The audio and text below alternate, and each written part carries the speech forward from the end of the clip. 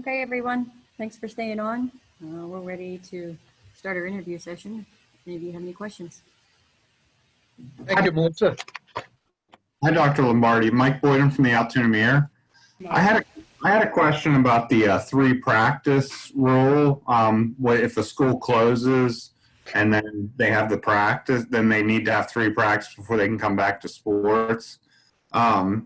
Mount Union, a team in District 6, they were scheduled to return from quarantine the Saturday of their scheduled playoff game, but they had to forfeit because they needed to get 3 practices in, and they were supposed to return the day off. And their coach was frustrated because he didn't know what a practice constituted. Like, he wanted to know if Zoom meetings counted or like it had to be face-to-face, in-person practices. So could you just clarify what a practice is, just for that? Practice is practice, Mike. Physical contact practice on the court, on the surface, on the competition surface. It's not virtual. It's not a meeting. It's practice. Okay, thank you very much. You got it. And if, Mike, if you want to expand it, I think in our glossary, in our, I'm not sure, I don't have it in front of me, but I think in our glossary in the bylaws, we have a definition of practice. Let me look real quick.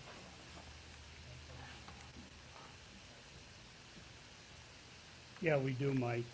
And it says, practice is an athletic event involving one PIAA member school at which no other school is present. So it's an athletic event. It can't be a meeting. It can't be virtual. I appreciate it. Thank you. Yep. You got it. Thanks. Hey, Bob, Chris Harlan. When will we see these guidelines for return to play for winter sports that were approved today? They'll be posted to the website very shortly, probably no later than tomorrow. Dr. Lombardi, Tom Rice, I mean, Chris, they're in the minutes there that were posted on the web. You can take them from there as well. Okay. Those are, what's in there is what was approved. There were no other changes. Yep. Our surrounding states are waiting for us to be done so they can copy them again. Hey, Dr. Lombardi, Tom Reisweber. I had a question for you as far as the counting of playoff games towards the max. Is that just for football or for all fall sports? It's all fall sports. They can, if they start soccer, field hockey, girls volleyball, and they get into playoffs, or they don't. If they don't qualify for playoffs, the board felt that this was an opportunity to give people the opportunity to get participation in games and up to the maximum number in that sport. Okay, so I just want to make sure, like, we've had soccer teams up here play the full 18, but they're fine for playoffs and everything like that, right? Oh yeah, they're fine. If they played the full 18 contest, now they get into postseason. Once they lose, they're done. Okay. That's no different than standard. But as you know, where maybe you folks that were close in your area, when I say you folks, I mean close to the Erie area, may have got full 18 complements. Other areas of the state didn't start till late, and they didn't. Therefore, we tried to give them all the same opportunity to get a full season. Thank you. Yep. Hey, Bob, it's Mike Gross. Hey, Mike. Hi. I didn't understand I realized it was just a first reading, but I didn't understand what you guys did about the transfer rule. Can you explain what, I don't even know what that was. Yeah, Mike, kind of what it is in granting postseason eligibility, Right. it's very, very narrow to get it. And what happens with our appeals is people take the majority of time explaining away this wasn't an athletic motivated transfer. We already know that. Okay. They've already been granted eligibility. So those 2 notes there, because the purpose, it's not athletically motivated transfer, whether a student's transfer was anyway motivated is not a factor. We've already decided that in many of the cases to get the waiver. Does that make sense? So what Yeah, so they're a lot meeting. of people have already been, I go from school A to school B. I have eligibility, but because I'm a senior I don't have postseason. So they come in and their appeal is, well, this wasn't athletically motivated, this is because the dog ate their homework and blah, blah, blah, and all this stuff. And that's not the issue. The issue is what necessitated the transfer that was out of their control of the student. And that's what you want to focus on. Okay, That makes sense to you? I think so. Because in many cases, what happens is the parents say, well, we did this, and the student had no say. No kidding. We know that. But that doesn't mean it's out of control of the student. Okay, You got it? I think so, yeah. Yeah, it's kind of trying to streamline them, because I bet you in almost all the cases that we've heard the argument of athletically motivated transfer, those students have already been granted athletic eligibility to play that sport for the season. What they're trying to get, and they're not doing a good job focusing on, is why they deserve postseason. Postseason What was out eligibility. of their control that they had to do this that was so compelling, and giving corroborating evidence to the appeal boards or the district committees that this is why the student had a transfer. Does that make Okay. sense? Yeah, thank you. Gotcha. Bob, Chris Harlan again. Yeah. There's a lot of discussion there about trying to find alternate streams of revenue for the PIAA. In your opinion, could you just maybe describe what is the financial health of the PIAA right now after everything you guys have been through in the last, 4, 5, 6 months? Well, we were very fortunate. We were having a pretty good year last year before we got shut down. And we lost a lot of revenue last year. But we also lost a lot of expenses. So our 2 seasons, and we didn't get a full season of basketball, and we didn't get a full season of swimming and diving, but getting maybe 2/3, 3/4 of the winter season was helpful. So we were doing pretty good because we did a great job cutting back on expenses. But now going forward with the governor's edicts on crowds and people being afraid to come, we're forecasting we're probably going to take a pretty good hit. So, and it's unknown. Those capacities of percentages are very difficult to maintain and even get by. And if you noticed, we haven't raised our ticket prices. We're still $8. We've been $8 since 2002, 2001. And we don't want to raise those ticket prices. We like it that it's, cheap, so to speak, because it keeps it down for the students and their families. But that's why. We're looking down the road here, even towards the end of this year and hopefully, and next year, because next year could be very, very difficult if things don't change. Are you still at this point optimistic that all winter sports are going to start next month as scheduled? I'm going to tell you what I told you in August. You're going to smile. Cautiously optimistic.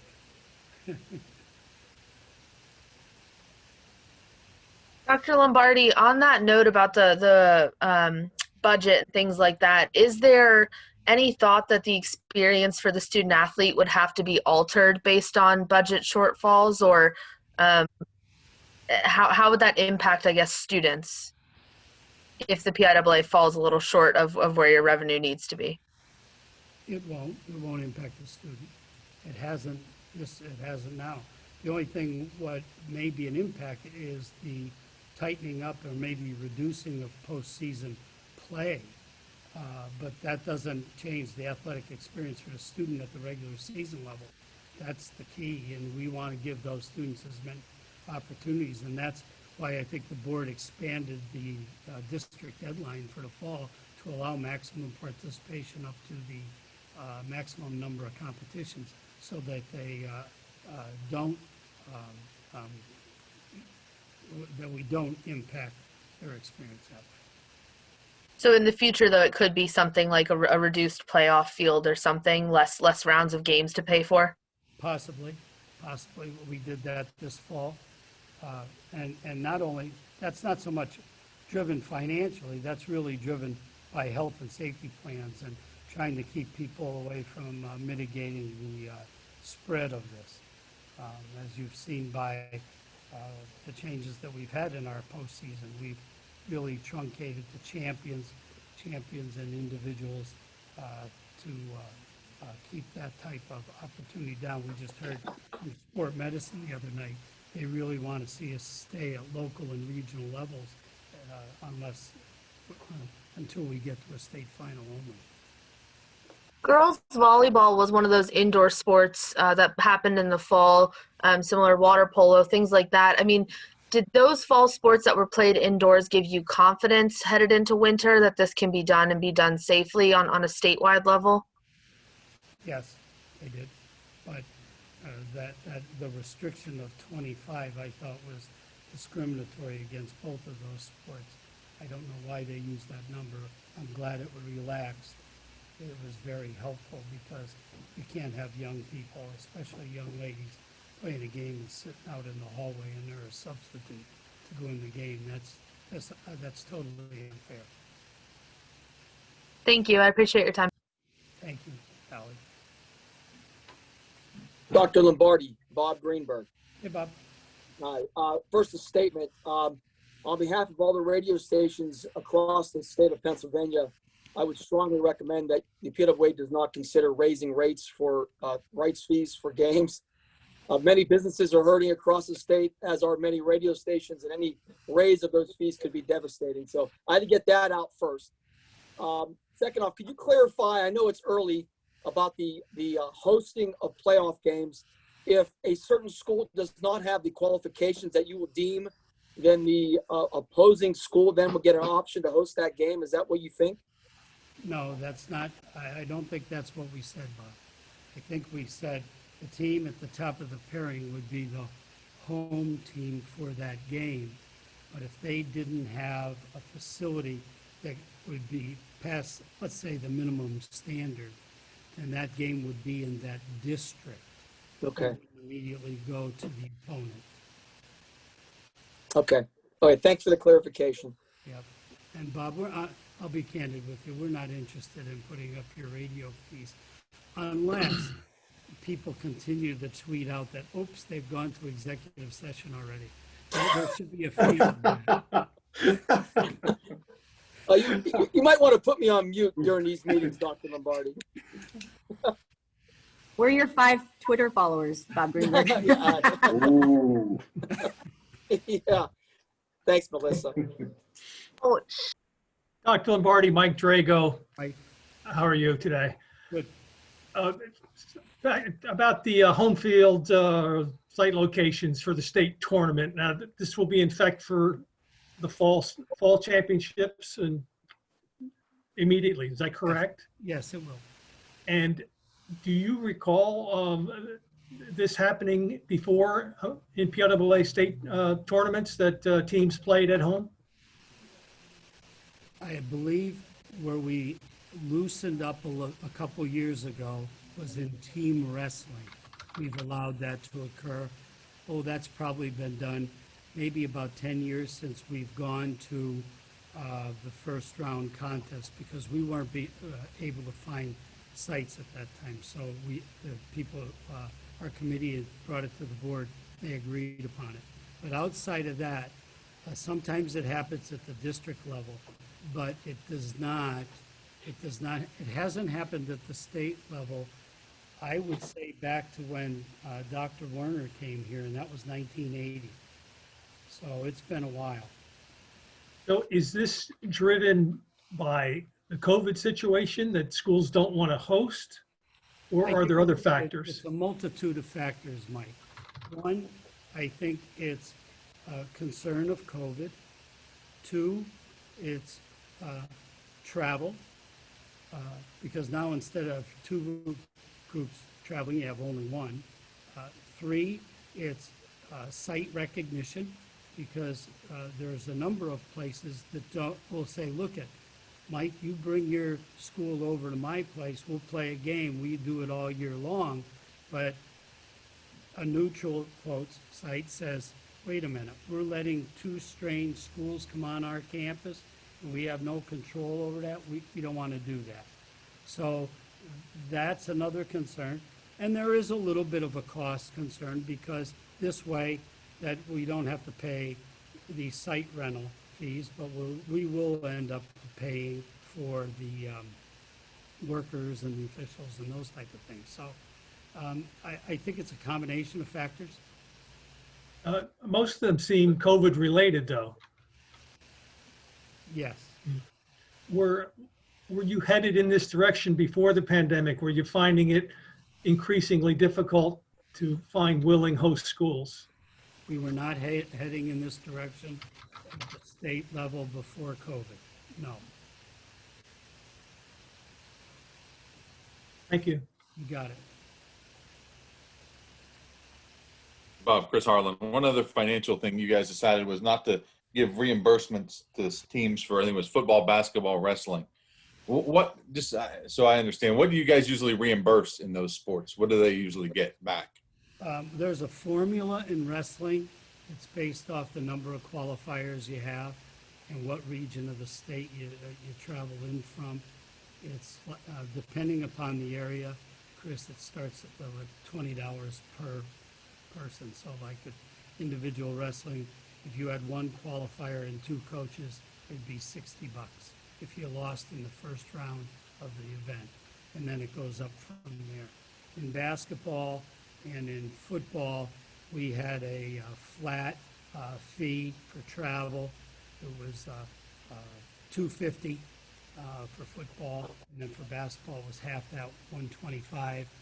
And then there was a dollar a ticket for every adult ticket sold, and 50 cents for every student ticket. We heard loud and clear from our athletic directors and our school administrators, one of the things that they disliked the most of qualifying for postseason was they became a ticket seller or a ticket agent, and they hated it. And they said, we'll do anything to get out of that. So the minimal cost of $125 or $250 wasn't worth it. So we talked to the board about, we talked to the committee about it, and they went back and talked to their people and then brought it to the board. And they thought, you know what, we don't reimburse for all our sports, so it's not equitable that way. And just for 3 sports, maybe it's time. And I think with wrestling over the years, you know, we used to have 60-some thousand people when we were at the old arena because it was a tough ticket to get. Last year, we were down close to 40,000 at the Giant Center. So our attendance fees or numbers have dropped. Obviously, statewide TV and streaming and everything else, the landscape's changed. But it was, again, it's not just one thing. It's a combination of factors. Have you decided how many fans you'll be able to allow in to Hershey Park for football championships? Did you come up with a number for that? We don't have a final number today. We did meet with them last week, and the number that we were discussed was, I believe, 1,100 aside. And that was a number that they provided based upon their calculations. But we're not in the final stages of that yet. So that number may change a little bit. Bob, Keith Crawler from the Morning Call. Wanted to get 2 questions in. One would be, you know, we make a big deal, obviously, so in the media when a game is canceled, and we just had a big one in Bethlehem, canceled or postponed at least, Liberty Freedom. But do you have any data collected about how many games are actually getting played across the state? Is it 90% per weekend, or do you have, I mean, I don't think the percent, we make a big deal about the ones that aren't played, but you are getting, I would think, 85-90% of the scheduled games in. Keith, I have no factual data to give you a number, but I do believe the number is quite high. Yes, we are seeing some blips in the road here and there, but a good, I would say the overwhelming majority of games are being played weekly. And that's all the fall sports? Yes, all the fall sports. And And- that's a tribute, I think, to each school's, not only their health and safety plans, but the importance and that they put on it, along with mom and dad, players, coaches, doing the right things. Because if you want to get this season in, you got to do some things different than we have in the past to try to keep everybody safe and to keep them in that, home bubble, so to speak. So diligence has worked very, very well.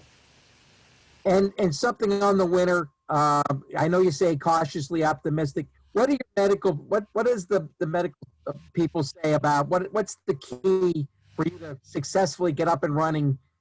Besides the fans, of course, we know about the limitations that are going to be on gymnasiums and stuff. But what's going to be the key for you to have the basketball people play and so forth? Keith, would you hold? Okay.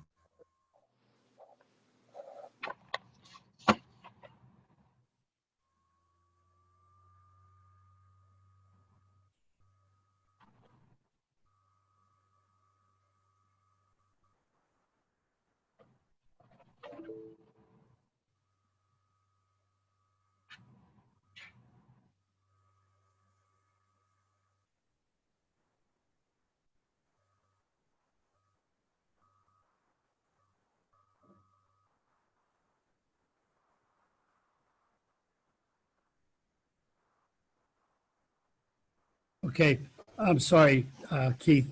My computer went into La La Land. I apologize. So I had to move over here. I'm now Mark. But I think what you said was, how did the Sport Medicine Committee react to winter sports? They felt as long as people have health and safety plans, that the strict adherence to those plans, if they're enforced locally, that we can continue to keep an eye on what's going on in the Commonwealth with cases and those type of things, that we could take it in a step-by-step cautious approach and get winter started and to see how far we can go. And if something comes up and we need to adjust or shut down or those type of things, we'll do it. But that the part of their commentary that we had the other night was just take the fall. If we arbitrarily just shut down and didn't take the step-by-step approach, we wouldn't have got anything in. And we would be coming here at a date and say, look at all the weeks we missed. And they think that's a pretty big lesson to be learned. So by doing that, we're going to try to start cautiously, relying on each school to sanitize and social distance and wear masks and do all those health and safety plan items that they have on a daily basis and see what we can get in.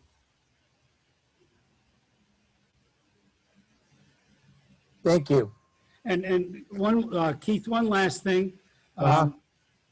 What our committee did say the other night was we cannot become complacent. We have to be strident and strong supporters of doing the right thing for mitigation every day and not relax and let our guard down, because it'll go through us quickly and we don't want that to happen. And I think what you also said earlier is keep it regional, keep it, we had football around here, we had by county, by and large, and of course basketball and wrestling are known for big time tournaments and a lot of travel involved. And I think the recommendation is to minimize that stuff and just basically stay close to home, that kind of thing. I think the feeling is we would rather have a season, even if we end up with a lot of just duels or a lot of just regular games, than to have one big tournament and then have a breakout and ruin it for everybody's season. So a step-by-step measured approach, trying to not bring big groups together, and reducing the bubble, so to speak, I think is vital to all of our success. Thank you again. You got it. Good talking to you. Hey, Bob, Ed Sutherland with Penn Live. Two quick questions for you. First one, you all had talked about that if a team from the West was playing a team from the East, that you might need to pick a site in the middle. Is that also going to be in effect this year? Yes, it is. And then just my second question. So y'all also talked about how there might be a switch of the District 10 and District 6 winner with the District 3 winner in the 5A bracket. Is that a decision that's going to be made tomorrow? My understanding is the school board of the school involved is going to meet tomorrow morning and to see if their athletics are going to be able to continue. And once we get that determination, then we will start discussing with our district chairs. And President Majikis is on the call. Frank, did I miss anything? No, Bob. The only change is they moved the meeting till noon. So we're hoping to know by 12:30, 1 o'clock on the direction that school board's going. Thank you, Frank. Gotcha. Awesome. Thank you. Yep.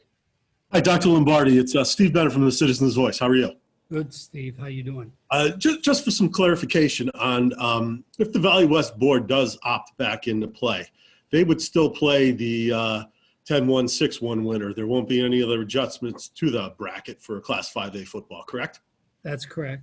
Okay, and I imagine that would probably be one of those games you guys were discussing about earlier where you try and find a site somewhere in the middle as opposed to someplace between Erie and Plymouth, and good luck trying to do that.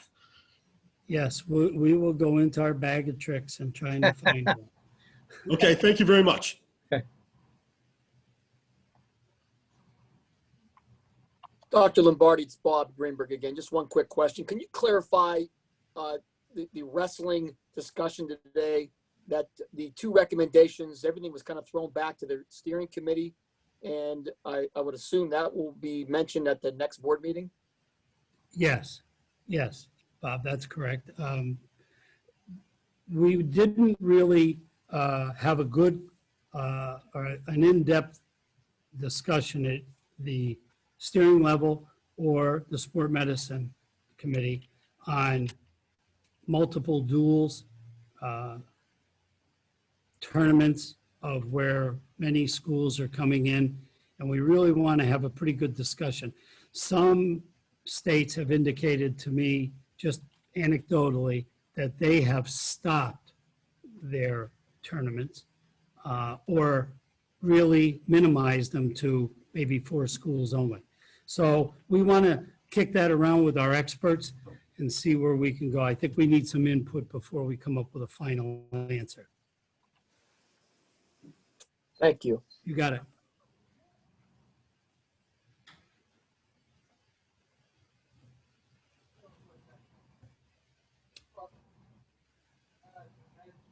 Okay. Well, thank you, folks. I have nothing else. I appreciate your time today, giving us some extra time to knock it around here. It's nice to see everyone. Sorry about my computer going down, but everybody in the staff thinks it's one of those Tandy 422s from 1968 anyway. So I apologize for that, but thank you for your attendance, and we'll hopefully see you here in the next few weeks. Thank you, Bob. Thanks, Bob. Thank you, Bob. staff. Thanks, Bob. Bob Thanks, and Melissa. staff. Thank you.